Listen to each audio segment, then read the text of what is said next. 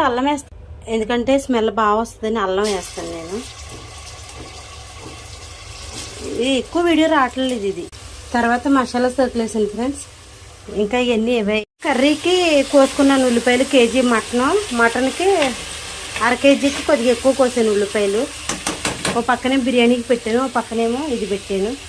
బిర్యానీలో అయితే పలావ్ సరుకులు, పుదీనా, కొత్తిమీర, బిర్యానీ ఆకు, అల్లం వెల్లిపాయ పేస్ట్ అన్నీ వేసాను.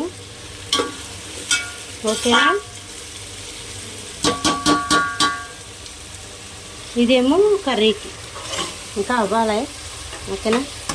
సరే మళ్ళీ పెడతాను ఫ్రెండ్స్. నేను చిన్న రైస్ కుక్కర్తో ఇన్ని తీసుకున్నాను. దీనికి గిన్నెన్నర వేస్తాను వాటర్. ఓకే.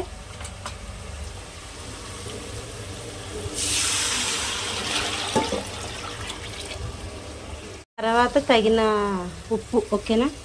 ఎంత పడుతుందో నేను తీసుకోండి. నేను ప్రస్తుతానికి వేస్తున్నాను, మళ్ళీ తర్వాత చూసుకుంటాను. తర్వాత కొద్దిగా పసుపు,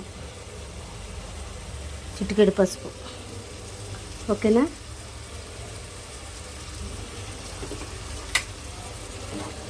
ఎసరు మరిగేంత వరకు నేను మూత పెట్టి ఉంచుతాను.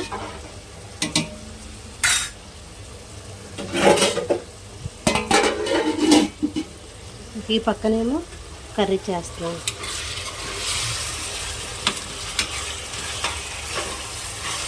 టోటల్ అంతా అయిపోయాక మీకు వీడియో పెడతాను, మళ్ళీ ఫుల్ వీడియో.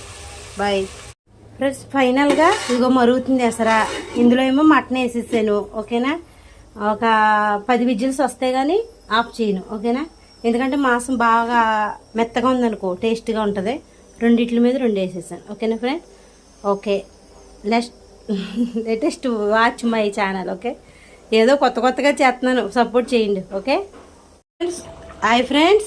ఫైనల్గా అయితే అయిపోయింది. ఇదిగోండి బిర్యానీ, కొత్తిమీరతో గార్నిష్ చేసాను. ఇదిగో మటను, కొత్తిమీర వేస్తాను, అయిపోయినట్టు. ఓకేనా. సింపుల్గా చేసేసాను. ఇవాళ చేసినట్టు కూడా లేదు, మా పిల్లలకి ఆకలి వేసేస్తుందంట అందుకు.